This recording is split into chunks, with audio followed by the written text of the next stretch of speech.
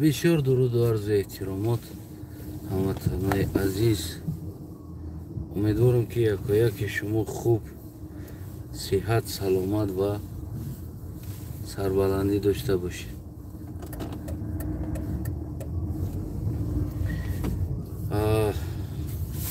خیلی که امروز در تیک توک وعده دادم که شب افیر می شود درباره تاریخ.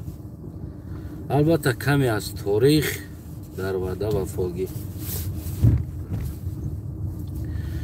هموطنان عزیزم، بعضی تاریخدان های ما فرق نداره چی ترکی باشه چی فارسی باشه، بسیار با بعضی چیزها داده شده می روند و هر یک تایون ها کوشش میکنن که از همون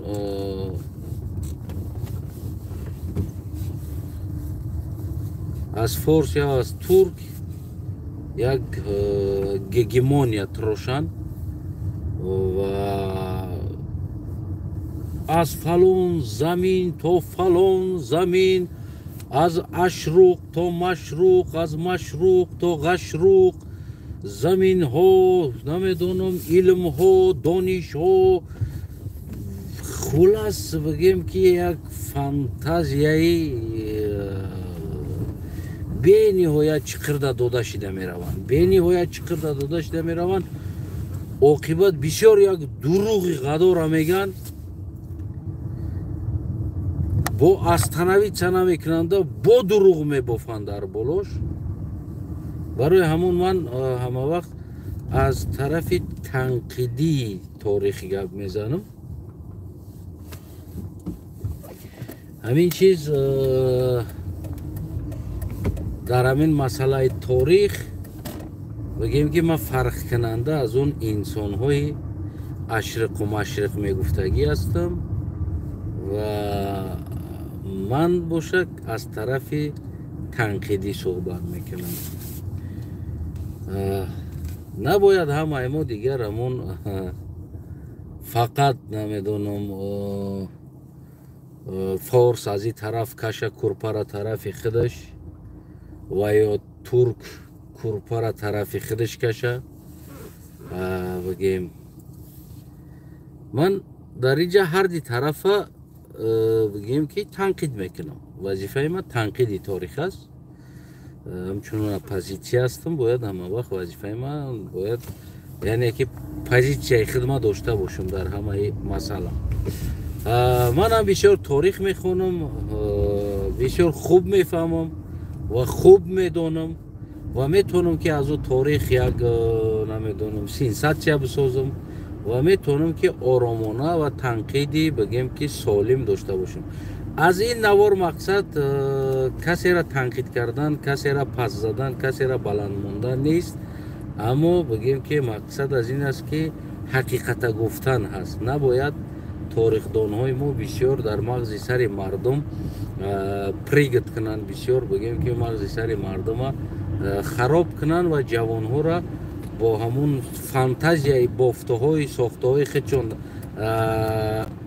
از نام تاریخ جوان ها را نباید بگیم که فاناتیک کنه، جوان ها را نباید بگیم که همچون یک با جنگ تیار کنه. خلاص برمیگردیم، میگن از میلاد پیش. خوب از میلاد پیش بسیار خوب. برمیگردیم بیا بعد از میلاد میگن زمین ها فلانی ها ما بدیم، اینایی ها ما بدیم، اونا ما بدیم، نه او ما نبدیم. ایرا چطکه یس نبگیریم. بله ما از اینو از اونو از دیگر ها بگیم که همون ارالشیده و بگیم که ماهون آیسته آیسته همون بابا کلان های ما هم پتانکو های ما آیسته آیسته پیدا شده و تا امروز ما آمدیم. بیایم پیش های میلاد، بعد از میلاد گپ میزنیم. تقریبا اسرای بگیم که دور نمیریم، از 7 8 6 5 این طرف گپ میزنیم، اگه اون طرفش نمیریم. اسرای تقریبا 5 4 5 کل ترک و فارس تقریبا 1.5 میلیون بودن. 1 میلیون 1.5 میلیون آدم داشتن، چه ترک چه فارس. آسیای میانه امروزه ما، یعنی آسیای میانه امروزه ما 1 میلیون 1.5 میلیون آدم داشت. از او زیاد آدم نداشت. کلگیش 1 میلیون 1.5 میلیون آدم بود. بیاین تصور کنیم ما را تقسیم میکنیم با قبیله ها. او وقت قبیله ها زیاد بودن، خیلی زیاد قبیله ها بود. او وقت نامی بگیم کل ترک کل فارس گفتنی نام ها وجود نداشت. او وقت هر که با قبیله خودش با نام خودش شناخته میشد. خب سعودی ها شناخته میشید. بعدا اینو بگیم که با همون دیگر زبان های فارس زبان و دیگر که بگیم برآمدن مستحکم شدن این زبان ها یا زبان ترک مستحکم شد، کلگی اینا را با در سر یک زبان ترک جمع کردن، یعنی که کل یک زبان جمع آوری کردن. یا که طرف دیگری را بگیم که طرف فارس جمع آوری کردن. پیش از این هر یک تا اینا با نام خود شناخته میشد. یعنی تا همین نام هایی که بگیم که پایه‌گذاری کردن، ترک یا فارس پایه‌گذاری کردن، هر یک تا اینا با قبیله ها با همون نام خود شناخته میشد. این یگان وابستگی به ترک نداشت، وابستگی به یگان بگیم چی نداشت. خود ترک ها یعنی پیش از نام ترک زبان ترکی گرفتن، اینا اشین ها بودن، یعنی اشینه ها میگفتن اینا را. اشین ها بودن، گوناگون قبیله های اشین بودن اینا یگان بگیم که ترک ها نبودن. یعنی خب فارس ها امروزه که تاجیک دیگر که چون ما فارس میگن، اینا هم در همون دور زمانی خودش اینا هم فارس نبودن. هر یک قبیله ها با همون قبیله های خودشون شناخته میشدن. خب زبان ها که امروز تقسیم شدن فارس و ترک، اینا باید وابسته شدن، بار گرفتن آن طرف یا این طرف بار گرفتن. برای ما اگر که ما عصر 7 بگردیم بیاییم، عصر 7 تقریبا 2.5 میلیون اهالی بود در آسیای میانه. اگر ما بریم اگر این طرف اومدن بگیریم عصر 10 بیاییم، اگر تقریبا 4 میلیون اهالی بود در آسیای میانه. 4.5 میلیون اهالی بود. خب ایسا اومدن میگیریم، دلشی اومدن میگیریم، طرف عصرهای 9 اومدن میگیریم، بیاییم عصرهای بگیم که 12 13 15 ایسنا اومدن میگیریم. همه عصرهایی که همین گفته ایستادن تقریبا 4 میلیون 4.5 میلیون 5 میلیون 6 میلیون 7 میلیون 8 میلیون کل آسیای میانه اهالی داشت. همینا را به قبیله ها تقسیم کنید چند تایی میرسه که قدر قبیله ها زیاد بودن. در یک قلق خودش 9 قبیله بود. در یک قلق خودش مثال خودی بگیم که امروزه که کلی با یک زبان فارسی یا نمیدونم تاجیکی امروز اومدگی، مثال میگیریم سعودی ها بودن، شغنی ها بودن و اینا همشون برای خودشون برای خودشون علاهیده قبیله بودن. اینا یگان تاش تاجیک گفتنی نوما نمیشناخت که تاجیک چی است. اینا بعدن سر این نام جمع شدن، یا که ترک گفتنی نام ده، اینا بعدن جمع شدن. این نام برای استالی همو گفت پولیاکو که یعنی ندایمی در سر همین نام تقسیم شدن. اینا بگیم که اشینا میگفتن اینا را. باز یک چیز دیگه بود که میبخشه، من خوالو هستم، بعضا صفرها را شاید بگیم اشتباه تر کنم یا بعضا نام ها را اشتباه کنم. به هر حال من منظرت خواهی میخونم، برای مونده هستم. لیکن به هر حال کوشش میکنم که تو کشموده کوتاه‌تر کده فهمونم. خصوصا انسان هایی که ته جای نشین بدن، اینا یگان زمین منطقه کلان نداشتن، یعنی که در دولتی بگیم که کلان نداشتن. برای چی؟ برای که اینا تنها همون شهر را حمایت میکردن. شهر اونا عبارت چند قدر بود؟ در اونجا مثلا 100,000 50,000 40,000 آدم 70,000 60,000 آدم زندگی میکرد. او همون یک شهر بود با همون یک ملت، همون وقتی خودش در یک قبیله ملت حساب میشید. خصوصا سعودی ها، خصوصا دیگر انسان ها بگیم که همه خیلی بود. یعنی اون افسانه هایی که ما از فلان جا تا فلان جا گرفتگی هستیم این دروغ است. خب единственный ترک هایی که بگیم که کچیوت میکردن اونا بول ابشیرنی تریتوریا را زنیمت میکردن، یعنی مسافه کلانترین و از خود میکردن. برای چی؟ برای که تابستان اینجا، بهار ناوجا، تیرما ناوجا، زمستان در دیگر جا وقتی خدا میگذروندن. برای همون گوسفندایی که اونا داشتن، مال و حال که داشتن، اونا خاطر همون چراگاهشون بسیار جا را غصب میکردن، میگرفتن. یعنی بسیار منطقه های بزرگ منطقه ها را زیر خود میگرفتن و هم کلن با یک ترک گفتن ده کل یک انسان ده تعلق نداشت. اونم همون قبیله ها ده خداشون که همون قبیله ها داشتن و راست خودشون چه گل ای ما ای من بگیم چپ و ناغا یک قیامت یا قبیله ها داشتن. هر یک قبیله خودش براست خودش ایمپریا داشت. یعنی اینا میتونستن دو سه قبیله یک مهلت یک جا شوند و میتونستن بین خودشون جنگ کنن.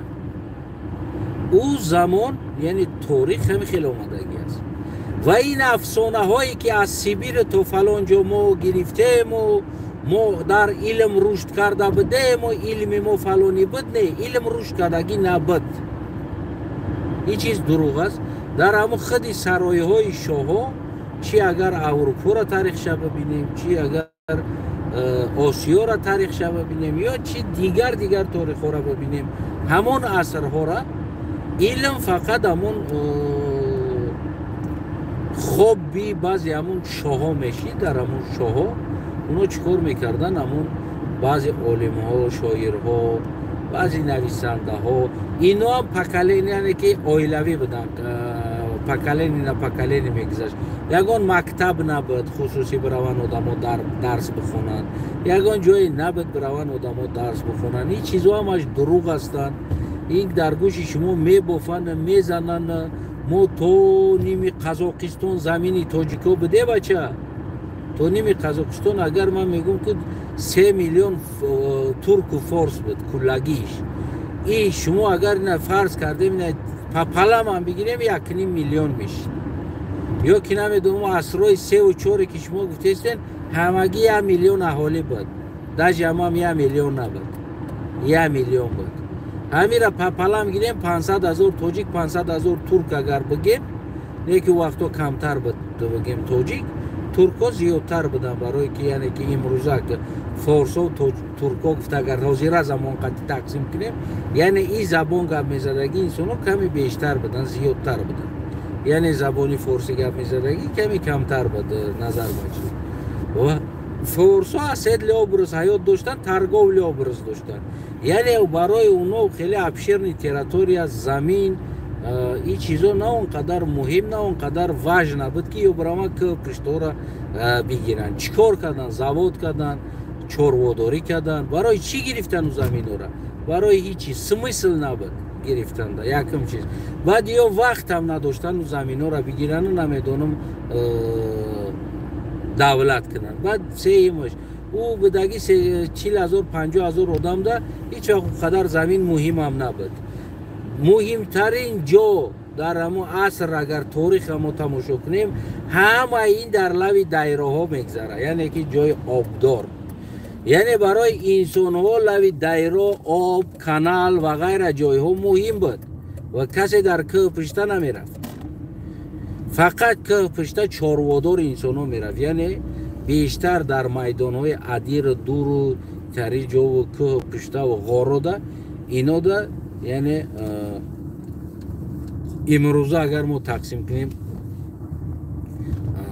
ترک زبان ها بگیم، اگر اینا زندگی میکردن، اینا میگشتن، اینا کچیوت میکردن، همون منطقه های کلان ده. داجی استودتم تاریخ دست که مثال گیریم در یک سال و میتونستن که خیلی یک مسافه کلانه، یک مثال یک گروهش، یک قبیلش تای کنن. و همه خیلی قبیله ها براست خودشون زمین ها را بگیم تقسیم کرده بودن. اینا میتونستن چند تاش یک قبیله شوند در زیر یک پرچم، یک نام. مثال میگیریم در زیر نام قلق، از همون کگانت قلقا баъзеёша ба зӯрӣ баъзеёша ба хубӣ ёхи чун омадан саюз шидан нахта қабила будан қалғо. хоб ин минтақаҳои кӯҳзамине ки бигем хатлон тарафи хатлон ҳаст, ин минтақаҳо аз асри 7 то асри 13 ин замини бигем ки чарогоҳи ҳамун қалғҳо буд, ҳамун каганати қалғҳо. Баъд аз ӯ бигем ки ном переименоват шид, яъне смена династия бигем ира дуруст мегира қарахониҳо.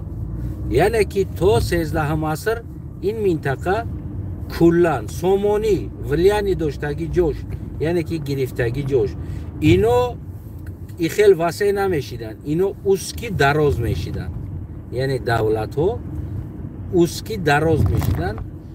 ҳар як ҳамон лави об, ҳамон лаблаби об бадаги шаҳрҳоро мегирифтанд. шаҳрҳо ҳам ҳамон одамош боша, агар дар ҷои мисол 30,000 40,000 20,000 50,000 хеле як қабилаҳое ки шаҳр месохтанд, ҳамун сомонӣ гирифта бошам, ҳам хел лаблаби дайро, ҳам хел шаҳрҳоро гирифтагӣ аст. яъне на он бигем ки асри на ин хел аҳолӣ набуд. имрӯза аҳолие ки бигем ки Ӯзбекистон 20 чанд миллион 30 чанд миллион дошта боша ва Тоҷикистон 10 миллион дошта боша аҳолӣ ва Қазоқистон 20 миллион дошта боша ва Туркманистон 7 миллион, Қирғизистон 7 миллион. ин хел чизо набуд. ҳамагӣ дар тамоми ҳамин территория 2 миллион 1 миллион 3 миллион буд. омада дар асрои 18 агар ози мо назар кунем, агар ториха назар кунем, асрои 17 бигем ки 5 миллион 6 миллион аҳолӣ шидаги аст, 7 миллион шидаги аст. аз куҷо ин историкои мо ҳам таърихи гап мезадагӣ мо мегиранд. я намуд гуфт ҳам гапҳо Жан Клод Ван Дам метрошанд, хиёл мекунӣ ки мо дар илм рушд карда будем. кадом илм дар рушд карда будӣ? дар ягон ҷо мактаб набуд. аз кадом илм ту рушд карда будӣ? дар чӣ рушд карда будӣ? хоб ҳамун придворни илма мегӯй. ин тамоми шоҳо дошт придворни илм, яъне дар дохили ҳамун сарой масхарабоз доштанд, сирк доштанд, клоун доштанд барои развлечение, духтар доштанд барои одиқ кардан ва бигем хеле нависандаҳо доштанд, бо ном шоиро доштанд. ино придворни илм ҳисоб мешавад, ино илми ҷомеа ҳисоб намешавад.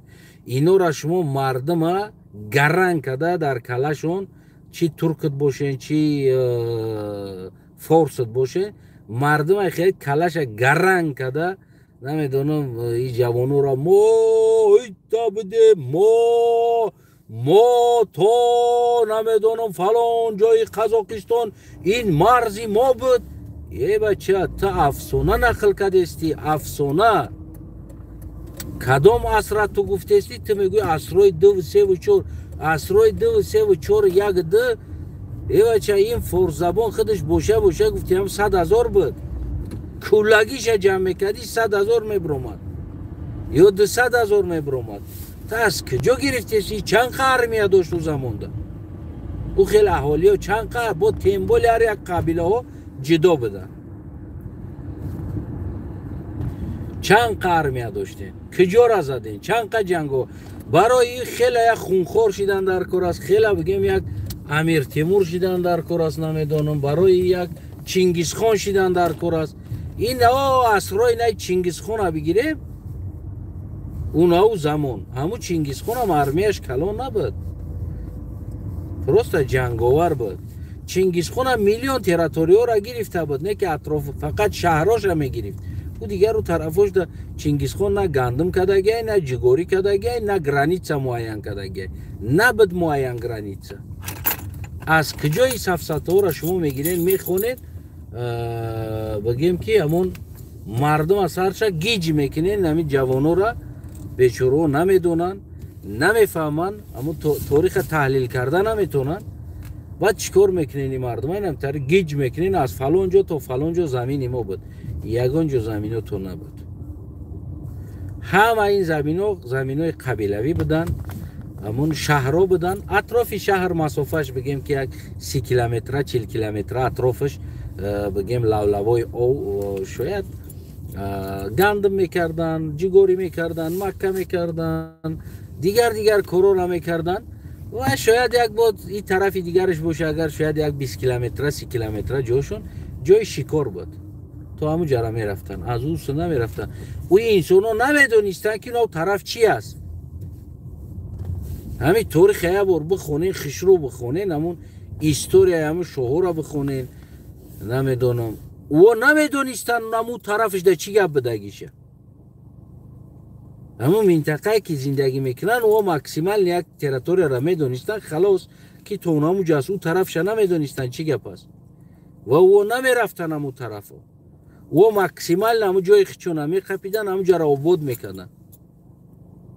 برای همون این تاریخی که برای شما این تاریخ نویسا میگن، اولین سوال ابتین همون وقت چند اهالی بود، چند تا مکتب بود، از کدام علم گپ زدیستی در حالتی در اونجا مکتب نباشه، تا از کدام زوایوانی گپ زدیستی در اونجا در حالتی که بگیم که 300,000 یا 200,000 آدم زندگی میکرد آبشی، از کجا گرفتیستی؟ این 1 میلیون زندگی میکرد، از کجا گرفتیستی که قدر جوره 1 میلیون آدم زوایوت کرده گرفتگی است؟ هزارها قبیله ها زندگی میکرد، گوناگون منطقه ده قبیله ها ابشیرنی تریتوری ایخی چون نداشتن. کچیو نیا برز حیاتو بولی بگیم که کلانتر وسیعتر که پشته و دره و همیتاری جورا بگیم که همون از خود میکردن میگیتن برای وگد نبود مالچرانی ده پس بشی میگفتن همون به زبان روسی گیریم چراگو و بیشتر چراگو را غصب میکردن میگیتن خاطری که مالاشون بچره نه در اونجا گندم کنن یک کار کنن. او تریتوری از فلانی قبیله حساب میشید و گرانیتساشون همون هم آبا معین میکردن، تو فلان آبا بگیم نه حق داره، از او طرفش او حق داره میچرونه، و قبیله ها یعنی منطقه ها تقسیم قبیله ها بدن. در حالتی 2-3 قبیله یک جا میشیدن، خصوصا ترکو بیشتری تری میشیدن که 2-3 قبیله یک جا میشیدن، بعد همونا تریتوریوشون از 2-3 قبیله از یک کس حساب میشید، یعنی که از همین حساب میشید تریتوریشون کلانتر بود، از فلانجا تا فلانجا بود. دیگر بگیم یه فانتازیای زیادیه باقی موندگیش، اینو هم قدر هم میدروین میروند در همون فانتازیای دروغی خودشون باور که خودشون رفته باور میکنن در همون دروغ هاشون. اهالی های او زمان ببینین پیش از میلاد چما گپ نمیزنیم، پیش از میلاد شاید همش جمع کنی 100,000 نمیبرومد، همش جمع کنی چی ترک و چی فارس جمع کنی شاید 200-300,000 نمیبرومد کلی اهالی ها. از ما در عصر نه جامده از اما عصر بگیم که از عصر 10 بگیریم 11-12 عصر ده نه آسیای میانه 70 چند میلیون شدگی است. ما 12 ساله ده نه ما 70 چند میلیون شدگیم آسیای میانه با پیلوز پریسلینی و قطی پیلوز کوچمانچی و قطی.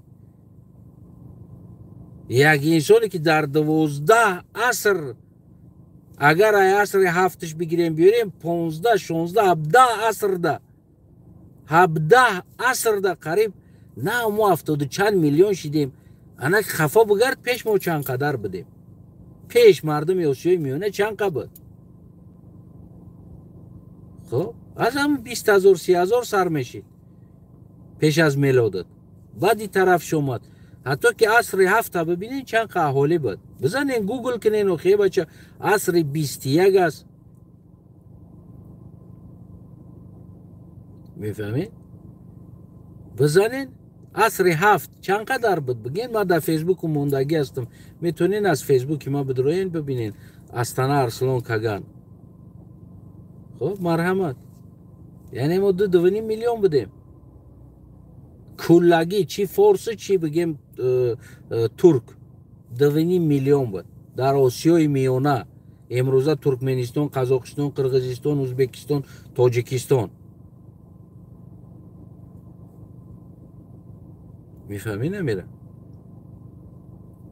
تصور کنید اکو بدگی نمیدونم یک 100,000 300,000 یا 400,000 او وقتا با قبیله همشون یک نبودن هر یک قبیله بودن 20,000 40,000 30,000 50,000 اینو قبیله جدا جدا بودن کدام قبیله از اینها قدر زمین گرفتگی است کدام قبیلش ما تاجیکا یا ما ترکا گفته نمیتونیم برای که اونو قبیله ها بودن کدام قبیلش اجاره گرفت توی قزمینه سوغدی ها کدامیش گرفت شغنی ها کیا گرفتی را او یک نبودن همش جدا بودن هم ای پای زندگیش بودن یا بگیم که امروزه چیزا سمرقند و بخارا بودگی ها سمرقند و بخارا را عصر 7 بزنیم ببینید چند قدم زندگی میکرد در اونجا و چند ارمیه داشت اینو خیلی اینو قوه کردن که قدر بگیم که جایها را بگیرن چیکار کردن گرفته در اینجا چیکارو میکردن اینجا کی زندگی میکرد که اینجا را میگرفتن که اینجا را گرفت فقط لب یا بس هر جایی که زندگی میکرد مردم لب یا بود لب یاوی تلاس لب یاوی بگیم که سیر دریا لب یاوی نمی امو دریا لب یاوی نمی بگیم نمی لب یاوی پنج همه هر جایی ده که آب بود در لب یاوی آدم بود او طرفش ده هیچ که زندگی نمیکرد هیچ که نمیرفت او طرفش دم کچونی انسان ها میرفتن مال میچروندن گاو میچروندن اسب میچروندن خر میچروندن اونم میگشتن هم درونی که ده هر جا در قبیله ها بگیم نمیدونم شاید 300 تایی 200 تایی قبیله ها 500 تایی 150 تایی 100 تایی 40 تایی 20 تایی قبیله ها میگشتن در هر جا چیده از کجای تاریخش ما قدر بگیم پفس نمیکنین میگیرین از کجا گرفته بیار و نه همو گفتی همو تاریخ دونه بیار من قطعش صحبت کنم تاریخ قطعش بیار نه جا بشینم من قطعش یک تا استوشنیکوش قطعی ببرم که نه زمان ده نه قدر قبیله ها بدن که اینو یگانتش با یک دیگرش سوز نمیگرفتن از کجا گرفتی کدام قبیله های زمین ها را گرفت ما تاجیکا گرفتیم ما ازبکا گرفتیم ما فلانیو ای بچه نبدین او وقتو ایتاری گپا نبد دروغ است مکسیمال عصرهای 7 قبیله ها جمشوی را سر کردگی هستن عصر 7 از او پیشش بگیم که سلابی بده چیزو یعنی کوچ هم شهرها بودن مکسیمال بول قبیله ها جمشوی را سر کردن بیشتر جمع شدن جدا شدن قبیله های در ترکا بود فارس ها زبان هایی که امروز ما میگیریم اینو عصرهای یک جایه نبودن برای که اینو کچونی obraz حیات نداشتن اینو یکدیگر قطعی сталкиваться نمیکردن اینو единственный سودا میرفتن یک گروهی کوچک سوداگرش میرفتن شهرها و از او کوچک گروهی سوداگرها میومدن شهرها خلاص اینو общество یکدیگر را نمیدیدن ایو جمع هم شدگی نیستن ایو یک جایه هم شدگی نیستن فقط در دوره سامانی تقلید با همون ترکا کدگی است همون کچونی obraz حیات ده زوایوت کردن سر کدگی است تا سامانی زوایوت کردن این چیزا نبود اگر کوروش کبیر بگیم کوروش کبیر تاجیک هم نمیشناسه و بگیم که او اصلا او دیگر هستن او را ژنتیکشون هم دیگر هستن پروسه زبانشون امروزه فارسی که جمع کردگی است ممکن من گپ زنم از تاریخ خلق گپ میزنم من از تاریخ ازبک از تاریخ قزاق قرقیز او چیزا ما در دخل ندارم من میگم او همه اجدادای ما یا وقتا بدن همون ساومیسن نه که از خودت گپ زن اگر از تاریخ گپ زن نه تو چه خیته گپ زن نمیشه و برای از فلانی از ما بود بابای ما بود دیگری جا بچه ماما تای قریبات بیا برو نکده همه دوده من کو میگم کو تو چکه همه چیزی که از بد است خوب است تلخ است شیرین است شور است همه تاریخ خلق است من خلقم همه خلقی خدم از پیدا شویش تو اومدنش تو همه بگیم چیشیدنش من دیگرش در کار ندارم من نمیگم فلانی ترک فلان جا را گرفت او بابای ما بود او بابای ما نیست برای چی برای اینکه این ترک یک پروست یک چیزی است که ابیدینیت کردگی است. اما هر یک تایره گنتیکش، خونش و غیرش الهیده است. همون فارسی که شما را یک زبان، همون لهجه ها بگیم مانندی میکنه که یک کدگی است، همه تون گنتیکتون فرق میکنه. یگان تا یک گنتیکا نداره. برای اینکه شما پروز زبانتون مانندی داره یا که نمیدونم از همون زبان استفاده میبره. این معنای او را نداره که تمام شما از همون ملت هستید. ملتاتون یعنی گنتیکتون جدا است. همین تاریخ نویسو، تاریخ گو، انسان شناسو اینا پروست درست نمیرسونه در شما که شما درک کنین این چیزه. اوج میگین کروش کبیر از ما میگین، فلانی از ما میگین، دیگریش از ما میگین، فستوانیش از ما میگین، چستوانیش از ما میگین. برادر نه، همونو هم همین زبانی که امروز ما شما که فارسی حرف میزنیم لهجه، همون لهجه گپ میزدن، لهجه ها بدن. زبان لهجه نمیتونه گنتیکا یک باشه. میفهمی نمیره؟ این دیگر چیز است، گنتیکا دیگر چیز است، قبیله ها دیگر چیز هستند. این قبیله ها یک نبودن، حتی که خود داخلی همون ایمپری هایی که تشکیل میشیدن اینا یک قبیله نبودن، پروست در یک نام اینترست جمع میشیدن. عادی گفته ایستادم کگاناتی قلقا نه قبیله جمع شده بود. اینا یگان تش گنتیکش باید دیگریش صف بدد نمیکنن. یگان تش گوناگون گنتیکا هستند در اینجا. در گپ زدن هم لهجه گوناگون است. یگان تا اینا یک لهجه قطعی گپ نمیزد. اینا گوناگون قبیله ها بودن، پروست زبانشون مانندی داشت. خلاص مانندی زبان تو او بدن یا او تو بدن نشان نمیده که در حالت که زبانت مانند باشه یا گفتارت مانند باشه. این معنی را نداره تو او هستی یا که او تو است.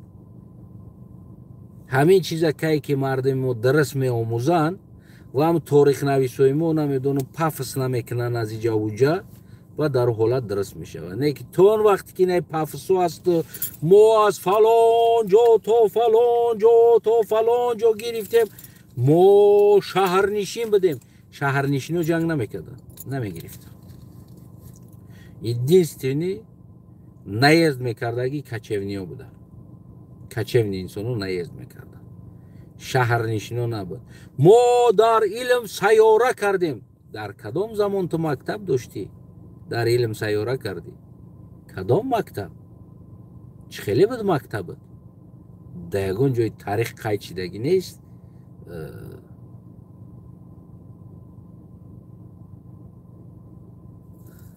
بله آی دروسوی جان البته کیفیر میشه. کدام مکتب؟ در کجا بود مکتب؟ ما نداشتیم این چیزا را. ما پریدورنی ها داشتیم. سیرک هم پریدورنی بود، مسخره بازیش هم پریدورنی بود، علم هم پریدورنی بود. اینا را ما نمیتونیم جامعیوی گفته، برای که جامعه علم نداشت، جامعه نمیدونستی چیزا را. تبابت هم داشتیم، پریدورنی بودن، پریدورنی. اینو در خلقای عادی دست نداشتن، یعنی دست و پین نبودی چیزو، فقط پریدورنی ها بودن. فولبینش هم داشتیم، پریدورنی بود. پیشگوکش هم داشتیم، پریدورنی بود. اینا خلقی نبودن. برای ما باید تاریخ چطور جدا کنیم که پریدورنی یا که بگیم خلقی. چی بود خلقی؟ هیچی نبود و ما هیچی نداشتیم. این چیزا تو باید درست درک کنی. وقتی که تو درست درک کردی و خطا جدا کرده تو نیستی، در حالت میگویی که او فلان فلان است. امروز خیلی مردم ترک زبان هایی که همون زبان ترکی ده که ما زبانمون ترکی است، ما یک هستیم و یک ملتیم، یک خونیم، اینمی فانتازیای دروغ خطی را کجا برده استودن اینو من نمیفهمم میره. برای اینکه یگان تشک گنتیکش در یک دیگری صف بدد نمیکنه. پروست از زمان منطقه همین زبان ده، همین لهجه ده، گویا ده که وقتی که اگر تاریخ ببینیم قفاره گوناگون قبیله ها اول یک دیگر را نمیفهمیدن، نمیفهمیدن یک دیگر را، نمیدونستن کدام زبان خطی گپ زده استوده است.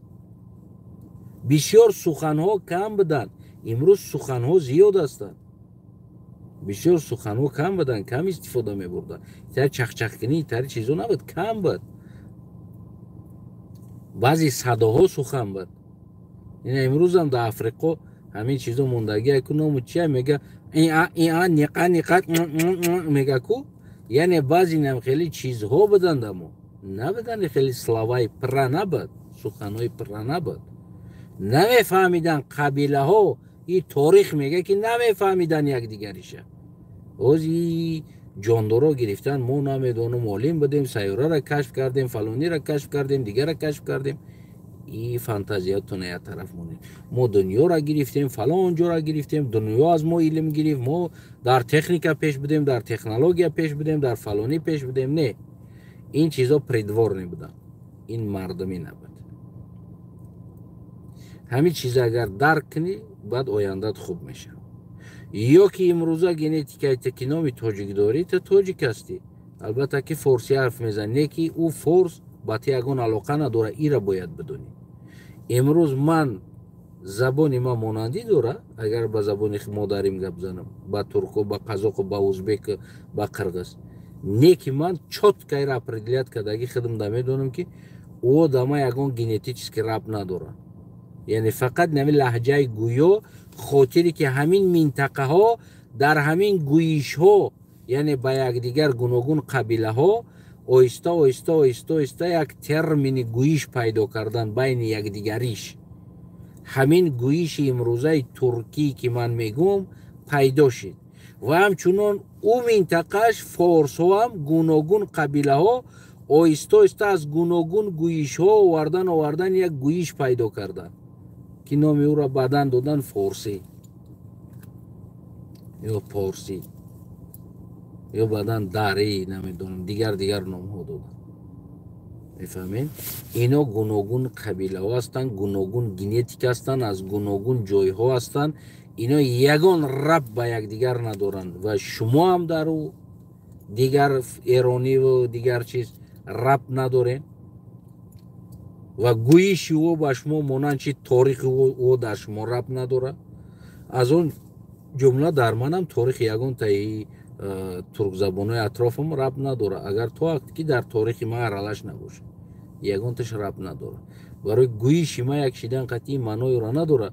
имрӯз ӯ барои худшон история сохтан, баъзи инсонҳо барои история сохтани худ ҳозир иброҳимбека лақай аст, мега ки узбека шашум стадияш чиш аст, чи мега дар дурни 100 чандум. ино барои худошон велюн авторитет сохтани корора мекунанд ва шумо ҳам тоҷикҳо ҳамин кора мекунед. барои худтон авторитет сохтан, намедонем киёро меёрен, мегӯен и аҷдоди мо буд, бобои мо буд. бача оқибат бад пазор мешед. илм, технология пеш рафта истодааст. чотка аз худта пайдо кун, аз худта тааллуқ ба ту дора. ҳозир имрӯза мардуме ки бигем кулобу хатло не минтақода ҳастанд, ино баъдан кучида рафтагияни минтақода. агар ма бугӯм мега ту душмани ту чи ту киҷо гирифтӣ гапа. Не бародар, ту бояд ира иқрор шавӣ, барои он ки ин калимаҳо бисёр бисёр чизо ва торихира мега ки шумо баъдан бигем ки пешам бидан. ҳоли ҳамон қабилаҳоро номошонам ҳастам, дар фейсбуку мондагӣ ҳастам. аз ҳамон қабилаҳо имрӯз пайдо шида номи тоҷик гирифта. имрӯз номи суғдиҳо, номи суғдӣ пеш аз номи сомонид буд. пеш аз номи сомонӣ суғдӣ буд. сомонӣ вуҷуд надошт. дар тасаввуроти инсонҳо ҳеҷ хел чиз набуд. суғдӣ гуфтани чиз буд. реально қадимӣ аст ино. аммо ҳамино ҳам имрӯз баъдан какое-то поколение омадан гуфтанд мо тоҷик ҳастем. барое ки забон монандӣ дора, генетикатон монандӣ надора. генетика туғрӣ намегира шумо, барое ки шумо аз гуногун генетика ва қабилаҳо ҳастед, ҳамчун туркҳо. ин чиза бояд дуруст қабул кардантон дар кор аст.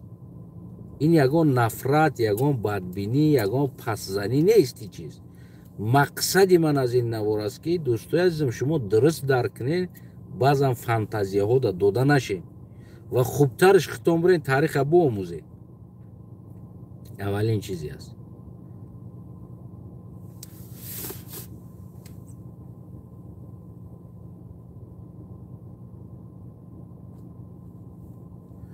من اینمی لوبای نمو تاریخ نویستم، تاریخ نقل میکرده که تاریخ دونتا پارتو ویزفشا ما قطیش صحبت میکنم. این مردک باشه من افیر میکنم. اگر که توانایی تاریخ دانستن داشته باشه من چیسلوی نسیلین قطعی پونتوش قطعی در کجا بدن، چند قدری در شهرها زندگی میکردن، کدام شهر خوارزم در چند آدم بود، در فلان جو چند آدم بود زندگی میکرد. مرامت کنه بیام قطعیش نه دونا با دونا صحبت کنم. بیام دونا با دونا صحبت میکنم. احتمال یاتش فکت میورم که یعنی این گفته‌ای تا اصلا توغری نمیگیره.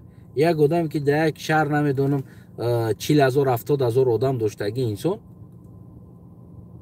او بگیره نمیده. او پروست همون امروز تصورات اینا یک چیز است جمع کردگی هستن. همون هر قبیله ها منطقه‌ای که داشتن همون قبیله ها اومدن جمع شدن با نام یک تاجیک یا که نام یک فارس ده. ایو خیال میکنن که تمام همون منطقه‌ای که بگیم همون انسانایی که زندگی میکردن ما فارس ها زوایوت کرده گرفتگی بدیم. یعنی این تصورات قطعی را میگن. یا که ترک هم از اون جمله همین خیل تصورات قطعی، همین خیل فانتازیا قطعی میگن که هر یک جا در یک ترک زندگی میکرد او منطقه ها همون قبیله ها زندگی میکرد، بعدن اومدن زبان ترک در یک شدن. یعنی بعدن این چیزا جمع شد، اول نبود این چیزا. هر یک قبیله به نام خودش با همون چیز خودش یاد میشه. بعدن حاضر اینو همون آب شیامو را میگیرن میگن که فلان فلان فلان جو اینو زمین ما بودن. نه اینو زمین ما هم نبودن، زمین شما هم نبودن. هر یک همون زمینو هم قبیله ها دا وابستگی بود. همون قبیله ها دا اون قبیله ها امروز در سر یک نام یا در سر یک برند جمع شدن. ما نمیتونیم او را بگیم که ما او را زوایوت کرده گرفتگی بدیم یا که او منصوب به ما بود.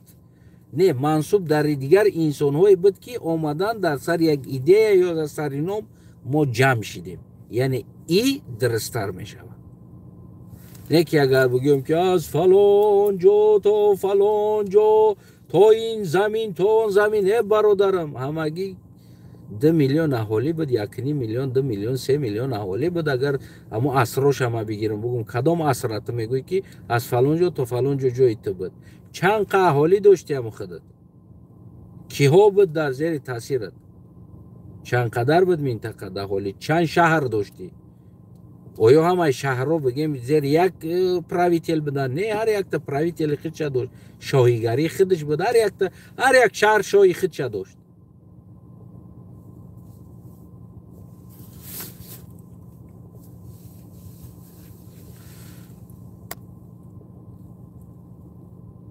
بیا بچم تو برادم بگی برای اون که انتره قراد میکردگی ده. بعضی دوستا میگه که تره قراد میکنن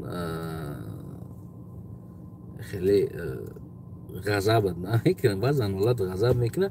نه که اکثر حالت غضب هم نمیکنه که این مرا حقارت میکنه، مرا غضب هم میکنه که بعضن حالت که از یک ملت توجیگ، از یک بگیم که یک هموطن، یک عصر 21 حالی هم خیلی یک برند زندگی میکنه که همو دا مرا قهر میکنه که در عصر 21 تکنیک و تکنولوژی حالی هم ما بعضی برانو را آدم کده نتونستیم، یا که بعضی برانو یا که پدر مادرشون در توا بران هستن که فرزند توی نمود بران تربیه کردن گفتگی همین چیز دا مرا قهر میکنه. حتی مرا حقارت میکنه و حقارتش پیش من نمیوید.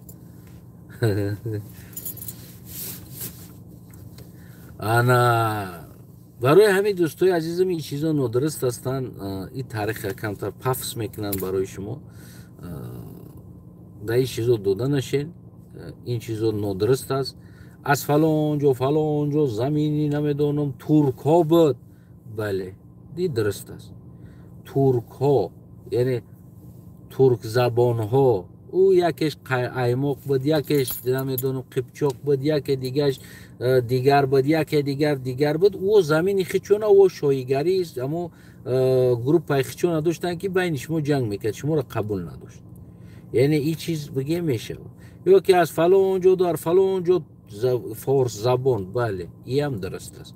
اما زمینی که بگیم که کل در یک ایمپریای فارس به تعلق داشته ما این چیز ندرست است، یا که ایمپریای ترک به تعلق داشت این چیز ندرست است. تمبول اسرایی که بگیم که 3 و 4 و 5 6 7 8 بگیم این چیزا همش دروغ است. همه لولوای او بعضی شهرهایی که بدن ترگول توچکو و هم جورا گرفته بودن، یگان جایی شکشو با نداره چندین شهرهای لوای او می گرفتن زدن، برای که اینترس اونجا ترگول توچکا بود، شالکوی پود، کاروان، بیزنس، درآمد بگیم که اونجا بود می گرفتن. اما دیگر جاشیوش همش یک سفسطه به هست که ما فلان جا را گرفتیم، فستوان جوش را گرفتیم، این ایجش را گرفتیم، یا همش یک سفسطه است. یا که میگن که ما در ایلم بودیم، یعنی سمرقند بخوره یک جایی بود که پروست یک جایی نمید سنترال توچکه همون علمی همون چی بود علمی سنترال توچکه بود که مهم مادر آسیا مهم بود. اوجا دا تمام پرویتلی که اومده گرفتگی است، اوجا دا بگیم که بینا ساختگی است، یعنی همون یک سلید خچه موندگی است. همون سمرقند دبرین اگر لوبای شاهی که گرفتگی است، یک سلید خچه، یک بینای خچه، یک بگیم چیزی خچه ساختگی است. خصوصا این بعد عصرهای بعد شدگی است، بگیم عصرهای پیش هم بدگی است کمتر، بعدا عصرهای بعد ده می بگیم 10 11 12 13 14 15 16 این طرفاش ده بگیم ساختمان ها و ارکیتکتورا ها بعد بگیم که بسیار شدگی است. همه ای کار کردگی است. اگر باور نکنید در کوچه ببرین یا در خالتا موسر پارتوین کو نگاه کنین، بعد 2 ساعت تو بخورین بیاین 20 خالتا موسر شدگی است. برای چی؟ برای که یک چیز آدم در یک جور دید امروز با تکرار میکنه، با اون میخواد سلید خیچه کلانتر منازو کلانتر خلاص هم خیلی یک بگیم یک گانکای هم خیلی بیناسازی خصوصا در حدود سمرقند بود. خیلی همون چینگیز هم اومد در همونجا بینا ساختگی، امیر تیمور هم اومد بینا ساختگی در اونجا، خیلی قراخانی هم اومدن بینا ساختن در اونجا، سامانی هم اومد بینا ساخت، پیش از سامانی بدگی اینسانو هم بینا ساختن، بعدی او اومدگی هم بینا ساختن، نمیدونم چینگیز خان هم بینا ساخت، همه اینسانایی که بدن در اونجا بینا ساختگی. پروست سمرقند این مادر آسیا است، یعنی واژنی توچکه بدگی است. علم مردمی نبود، پریدورنی علم بود، این بعدان بگیم که بعد مردمی شد. برای اما خصوصا دوره سامانی، خصوصا دوره قراخانی، خصوصا دوره کگانت قلقو این علم مردمی نبود. این چیزو را، این فانتزیو را پروست از همون کلاوتون دور بگیریم پرتوی خوبتر میشه.